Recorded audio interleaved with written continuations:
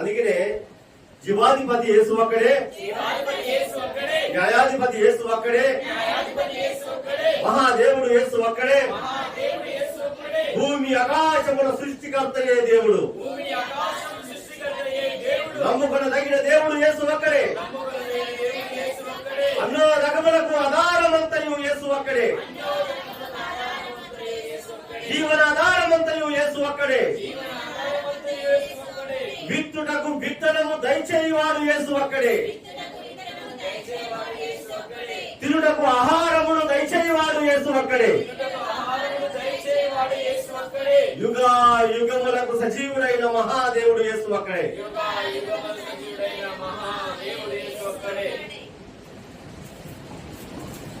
నా దేవుడైన యెహోవా పరిశుద్ధుడును నా రక్షకుడైన యేసు క్రీస్తు ప్రభువుని మధ్య సాక్ష్యమిస్తూ నా యొక్క హృదయాన్ని దృఢపరచుకుంటూ ఈ